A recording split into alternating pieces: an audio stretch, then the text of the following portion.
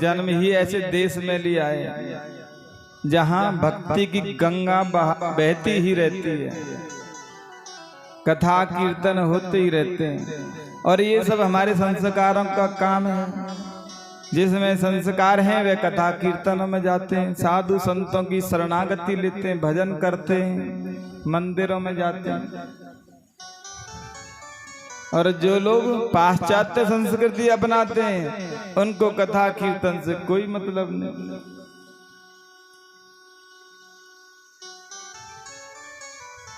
ये तो भगवान की आपके ऊपर कृपा है जो संस्कारवान माता पिता मिले,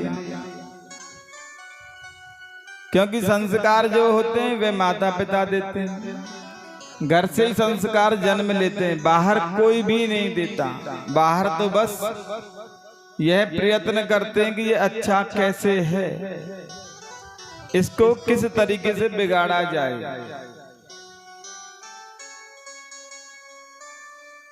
संस्कार केवल घर से जन्म लेते हैं। और आपके घर वालों के संस्कार, अब आपके संस्कार आपके बच्चों में आएंगे।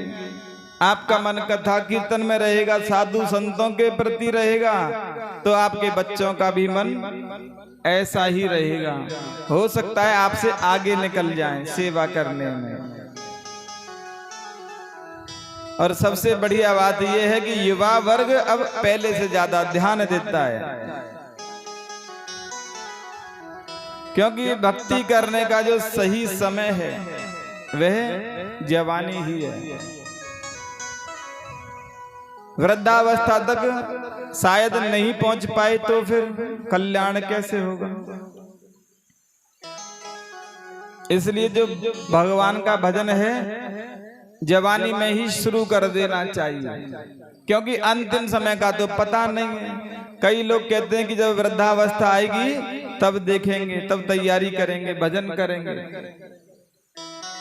लेकिन किसी को पता है क्या वृद्धावस्था आएगी या नहीं आएगी? पता थोड़ी रहता है इन बातों का कि वृद्धावस्था आएगी, क्योंकि आजकल समय भी ऐसा चल रहा है कि एक सेकंड नहीं लगता अटैक आने में। बैठे बैठे ही हो जाता है सारा काम, साइलेंट अटैक हो जाते हैं आजकल। इसलिए जो भगवान का भजन कीर्तन करना है वह समय रहते करना चाहिए। जवानी में ही भगवान का भजन करें। बचपन से ही यह संस्कार बच्चों में डालते रहें कि बिना भगवान के, बिना संतों के, बिना शास्त्रों के, अगर आप बिना शास्त्रों के संतों के रहोगे तो विदेशी में और आप में कोई फर्क नहीं रह जाएगा। फिर ये जो पहनावा ओढ़ावा भी है यह भी हमारे संस्कारों की देन है। नहीं, विदेशों के तो आपने देखा है कैसे रहते हैं लोग। कुछ लोग आजकल हमारे देश में भी कम कपड़े पहनने लग गए हैं, फैशन वाले बन गए हैं, फटे पैंट पहन के आते हैं।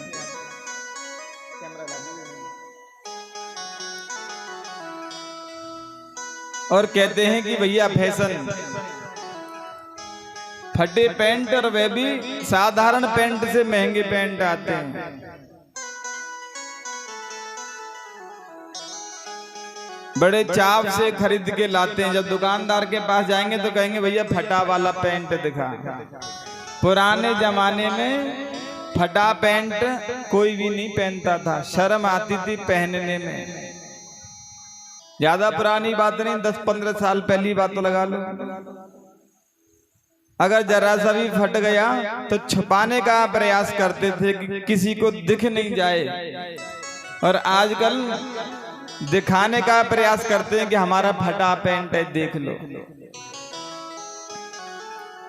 कहने का मतलब महंगा लेके आए हैं हम,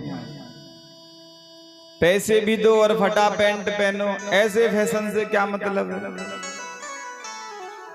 समझाओ तो मानते भी नहीं। हमसे तो ऐसे बोलते हैं महाराज आप क्या जानो, ये तो फैशन है।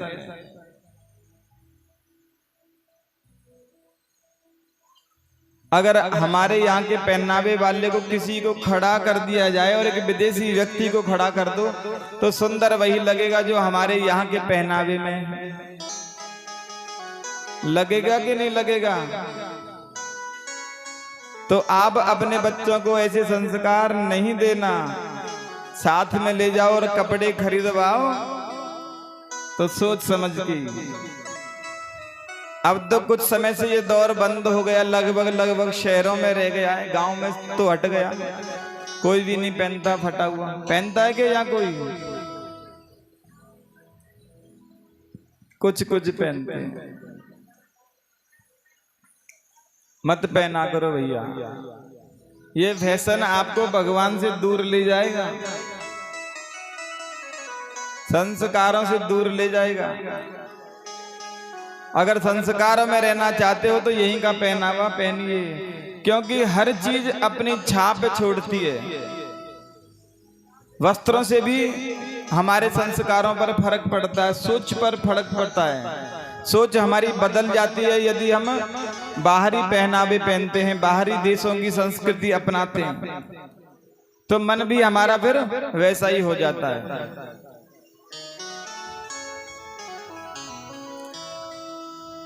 इसलिए आपको ध्यान देना है। कल की कथा तो याद होगी आप लोगों को, है ना? कल भगवान वामन का अवतार हुआ और सभी ने पूजन अर्चन भी किया।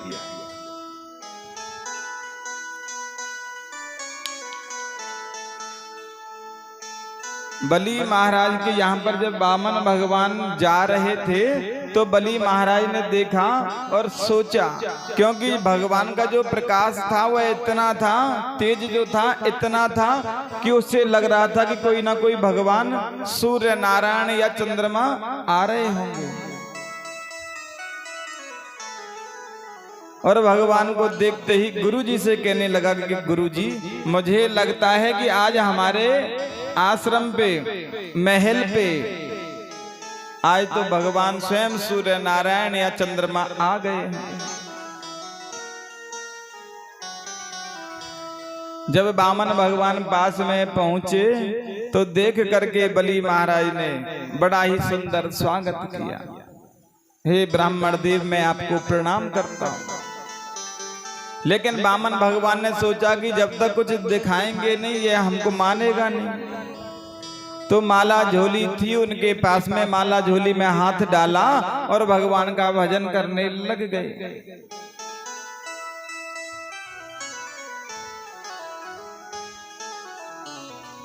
अब नमन किया बलि महाराज ने, लेकिन कोई उत्तर नहीं मिला क्योंकि माला जप रही थी।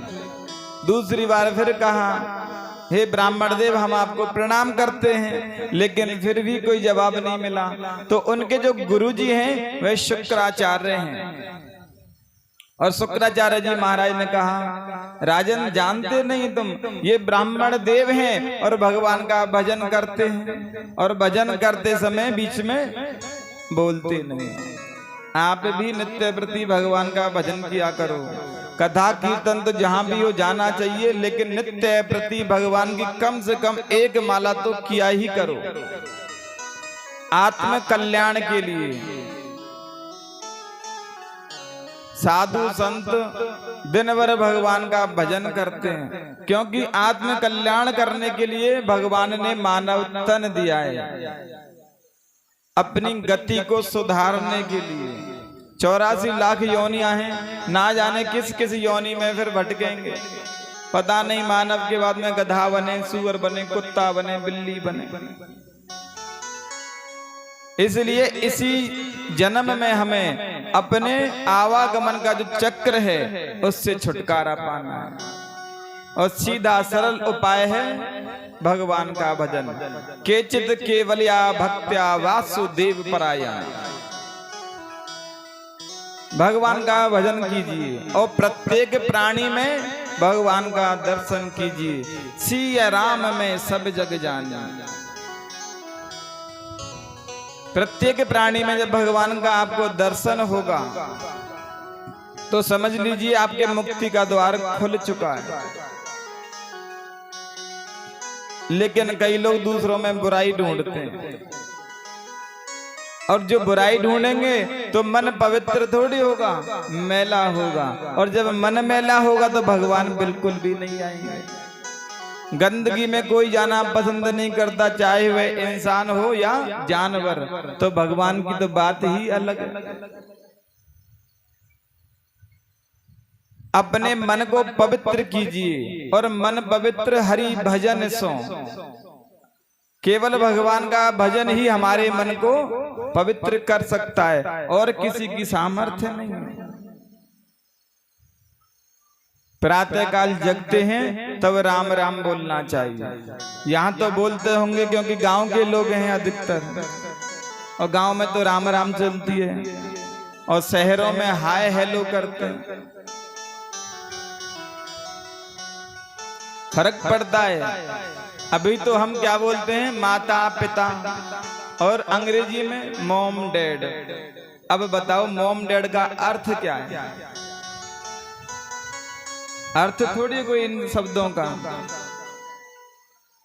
हमारी संस्कृति में ताऊ जी को, चाचा जी को, सबको अलग अलग बोला जाता है कि ये फूफा जी है, चाचा जी है, ताऊ जी है, नाना जी है।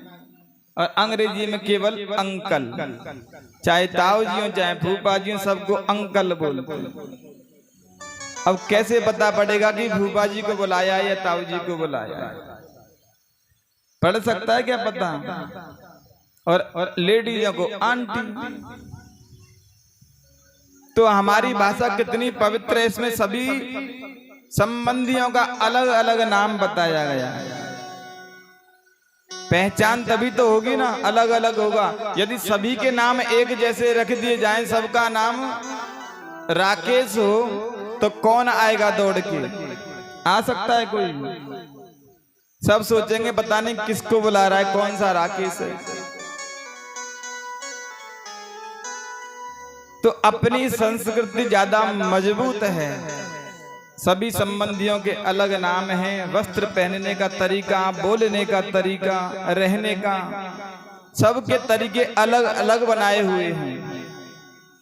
तो अपनी संस्कृति में रहो, आनंद में रहोगे। दूसरों की अपनाओगे तो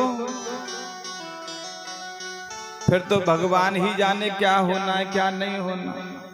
क्योंकि कर्मों का जो लेखा जोखा है वह तो भगवान के पास में, हमारे पास तो है नहीं।